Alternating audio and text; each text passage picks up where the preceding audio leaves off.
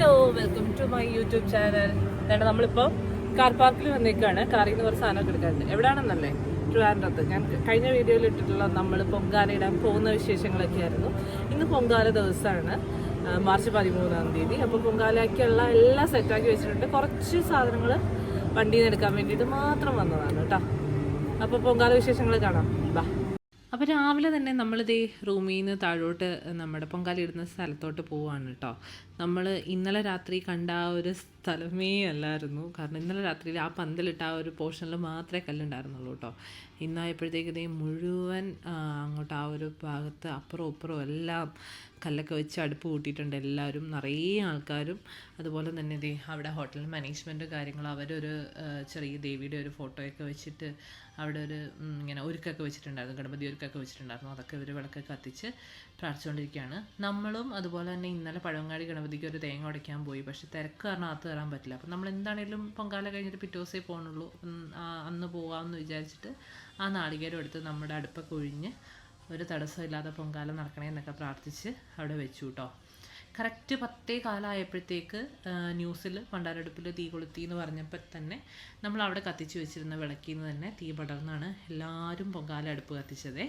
പൊങ്കാല അടുപ്പ് കത്തിച്ചു കഴിഞ്ഞാൽ പിന്നെ അവിടെ ഇങ്ങനെ ഭയങ്കര നിശബ്ദതയായിരിക്കും. അതുവരെ ഭയങ്കര വർത്തമാനവും ബഹളവും ഒക്കെ ആണെങ്കിലും അടുപ്പ് കത്തിച്ച് കഴിയുമ്പോൾ ഭയങ്കര നിശബ്ദത, അല്ലെ പ്രാർത്ഥനാ മന്ത്രങ്ങൾ മാത്രമായിരിക്കും കേട്ടോ. പിന്നെ കുറേ നേരത്തേക്ക് അവിടെ ഭയങ്കര ഒരു അനുഭൂതിയാണ് സത്യം പറഞ്ഞാൽ. നമ്മളിങ്ങനെ പ്രാർത്ഥിച്ച് നമ്മുടെ ഓരോ ആഗ്രഹങ്ങളും നമ്മുടെ ദുഃഖങ്ങളും സന്തോഷങ്ങളും എല്ലാം ദേവിയുടെ അടുത്ത് ഇങ്ങനെ സമർപ്പിച്ച് ആ ഒരു കുറച്ച് നിമിഷം ആ ഒരു തിളയ്ക്കുന്നിടം വരെ. പിന്നെ തിളയ്ക്കുമ്പോൾ വേറൊരു ഇതാണ്, ഓരോരുത്തരുടേതായിട്ട് ഇങ്ങനെ കലത്തിൽ അരി തിളച്ച് തൂവുമ്പോഴത്തേക്ക് ഇപ്പോൾ ആ ഓരോ സ്ഥലത്തു നിന്നും കുരവീടിയിലും അങ്ങനെയൊക്കെ ഒരു ശരിക്കും വേറൊരു അനുഭൂതി. ഭയങ്കര രസമാണ് പൊങ്കാല എന്ന് പറയുന്നത്. ഞാൻ കുഞ്ഞിലേക്ക് സ്ഥിരം ഇടാറുണ്ടായിരുന്നു. ഒരു 6 വർഷം മുമ്പ് വരെ ഞാൻ ഇട്ടുകൊണ്ടിരുന്നതാണ്. അത് കഴിഞ്ഞ് കല്യാണത്തിന് ശേഷം ഞാൻ ഇതുവരെ പൊങ്കാല ഇട്ടിട്ടില്ല കേട്ടോ. കല്യാണത്തിന് ശേഷം ആദ്യമായിട്ടാണ് ഈ പ്രാവശ്യം വരുന്നത്. അതും ഭയങ്കര ഒരു അനുഗ്രഹം എന്ന് പറയണം. ഇത്രയും സൗകര്യത്തിൽ പൊങ്കാല ഞാൻ ഇന്നേ വരെ ഇട്ടിട്ടില്ല. കാരണം കഴിഞ്ഞ പ്രാവശ്യമൊക്കെ ആണെങ്കിലും നമ്മളൊരു വീടൊക്കെ എടുത്തിട്ടാണ് അവിടെ നിന്ന് പൊങ്കാല ഇട്ടത്. പക്ഷേ അതിൻ്റെ വാതിക്കയിൽ ഒരു മരം ഉണ്ടായിരുന്നു, അത്ര തണലൊക്കെ ഉണ്ടായിരുന്നുള്ളൂ. ഇതെന്ന് പറഞ്ഞാൽ നമുക്കൊരു പന്തൽ തന്നെയാണ് ആ ഹോട്ടൽ മാനേജ്മെൻറ്റ് അവരവിടെ റെഡിയാക്കി തന്നേക്കുന്നത്. നമുക്ക് അവിടെ താമസിക്കുന്ന ആൾക്കാർക്കും സ്റ്റാഫിനും അതുപോലെ തന്നെ മാനേജ്മെൻറ്റിൻ്റെ ആൾക്കാരും എല്ലാവരും ഉണ്ടായിരുന്നു അവർക്കൊക്കെ വേണ്ടിയിട്ട്. അപ്പോൾ ഇതേ അരിയൊക്കെ ഇട്ട് നമ്മളിങ്ങനെ പ്രാർത്ഥിച്ചുകൊണ്ട് നിൽക്കുന്നു. പ്രാർത്ഥിക്കുമ്പോൾ നമ്മളിങ്ങനെ പ്രത്യേകം ഇങ്ങനെ ആഗ്രഹിക്കും, നമ്മുടെ കലം തിളച്ച് തൂവുമ്പം കിഴക്കുവശത്തോട്ട് തൂവണം, എന്നാലേ നമ്മുടെ ആഗ്രഹ സാഫല്യം വേഗം നടക്കും, അങ്ങനെയൊക്കെയാണ് ഒരു വിശ്വാസം. അപ്പോൾ അതേ കിഴക്കുവശത്തോട്ട് തന്നെയാണ് തൂവിയത്. അരി തിളച്ച് കഴിഞ്ഞപ്പോഴത്തേക്ക് ഞാൻ അതിലോട്ട് കുറച്ച് നെയ്യും അതുപോലെ തന്നെ കുറച്ച് നാളികേരവും ചിരണ്ടിയ തേങ്ങയും കൂടി ഇട്ടിട്ടുണ്ടായിരുന്നു. ഊർമിളാമ്മയാണ് ഗൈഡൻസ് ഒക്കെ തരുന്നത്, ഓരോന്നും ഇന്ന സമയത്ത് ഇന്നതുപോലെ ചെയ്യുമെന്നൊക്കെ പറഞ്ഞിട്ട്. എനിക്കറിയാം ഇട്ടിട്ടുണ്ട്, പക്ഷെ എന്നാലും നമുക്ക് എപ്പോഴും നമ്മുടെ അമ്മയും അങ്ങനെ ഇങ്ങനെ ആൾക്കാർ കുറച്ച് മുതിർന്നവരാണല്ലോ നമുക്കൊരു ഗൈഡൻസ് തരുന്നത്.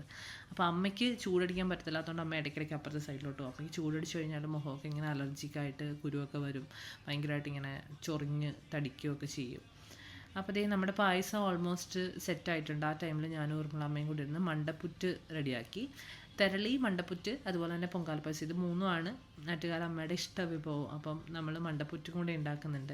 മണ്ടപ്പുറ്റ് ശരിക്കും എന്തെങ്കിലുമൊക്കെ അസുഖങ്ങൾക്കൊക്കെ വേണ്ടിയിട്ടാണ് ആളുകൾ ദേവിക്ക് സമർപ്പിക്കുന്നത്. പ്രത്യേകിച്ച് തല സംബന്ധമായിട്ടുള്ള തലവേദന, അല്ലെ എന്തെങ്കിലും ബ്രെയിൻ സംബന്ധമായിട്ടുള്ള രോഗങ്ങൾ, അങ്ങനെയൊക്കെയാണ് കേട്ടോ മണ്ടപ്പുറ്റിൻ്റെ ഒരു വിശ്വാസം. പിന്നെ ഇനി തളിക്കാൻ വരുന്നത് 1:15. അപ്പോൾ ആ ഒരു ടൈമിൽ എല്ലാവരും ഫുഡ് കാര്യങ്ങളൊക്കെ കഴിക്കും. ഹോട്ടലുകാർ നമുക്ക് റെസ്റ്റോറൻറ്റിൽ തന്നെ ഫുഡ് പ്രൊവൈഡ് ചെയ്തിട്ടുണ്ടായിരുന്നു. അതുപോലെ തന്നെ ബാക്കിയുള്ളവർക്ക് അവർ താഴെ വേറെ പൊതിയായിട്ടൊക്കെ ഫുഡൊക്കെ കൊടുക്കുന്നുണ്ടായിരുന്നു കേട്ടോ. ഇവിടെ ചുറ്റും എല്ലായിടത്തും എല്ലാ വീടുകളിലുമൊക്കെ എല്ലാവർക്കും വന്നവർക്ക് ഭക്ഷണം പ്രൊവൈഡ് ചെയ്യും. അതുപോലെ തന്നെ ഞങ്ങൾ കഴിച്ചു കഴിഞ്ഞപ്പോഴത്തേക്കും ഞങ്ങളെ കാണാനായിട്ട് അമ്പോഴനും ഗോപികയുടെ അമ്മയും വിഷ്ണുവും അങ്ങനെ ട്രിവാൻഡ്രത്ത് നമുക്കറിയാവുന്നവരൊക്കെ തന്നെ നമ്മളെ കാണാൻ അവിടെ വന്നു. ആ ടൈമിൽ ഇതേ അപ്പായും നീലും കൂടെ പോയിട്ട് അവരുടെ റൂം വെക്കേറ്റ് ചെയ്യാൻ പോയപ്പോൾ കണ്ടൊരു കാഴ്ചയാണ് കേട്ടോ. ആൾക്കാർ വെയിലത്തൊക്കെ ഇരിക്കുന്നത് കണ്ടില്ല, എത്ര ജനങ്ങളാല്ലേ. ദേ കറക്റ്റ് 1:15 തളിക്കാനായിട്ട് തളിക്കാൻ വന്നു. അതുപോലെ തന്നെ അവിടെ നമ്മൾ ദേവിയുടെ ഇതൊക്കെ വെച്ച് റെഡിയാക്കിയതിൻ്റെ അവിടെ ഒരു തിരിയൊക്കെ കത്തിച്ച് ഈ പോറ്റി തന്നെ അവിടെ ആരതിയൊക്കെ ഒഴിഞ്ഞ് പ്രത്യേകം പ്രാർത്ഥനയും കാര്യങ്ങളൊക്കെ ചെയ്തു. എല്ലാം ഒരു ഭയങ്കര ഒരു വലിയൊരു അനുഭൂതിയായിരുന്നു. ഇതെല്ലാം കഴിഞ്ഞ് നമ്മൾ പിന്നെ നമ്മുടെ ആ ഒരു നൈവേദ്യം നമ്മൾ എല്ലാവർക്കും കൊടുക്കും. നമ്മുടെ തൊട്ടപ്പുറത്തൊക്കെ അപ്പുറത്തും ഇപ്പുറത്തൊക്കെ നിൽക്കുന്നവർക്കും ഒക്കെ ആയിട്ട് നമ്മൾ ആ ഒരു പ്രസാദമാണല്ലോ. അപ്പോൾ അത് എല്ലാത്തിനും എല്ലാ കലത്തിനും അമ്മ കുറേശ്ശെ കുറേശ്ശെ വെച്ചിട്ട് എല്ലാവർക്കും കൊടുക്കാൻ വേണ്ടി എടുക്കുകയാണ്. മണ്ടപ്പുറ്റും എല്ലാം നമ്മളെല്ലാവർക്കും ഒക്കെ കൊടുത്തു കുറേശ്ശെ.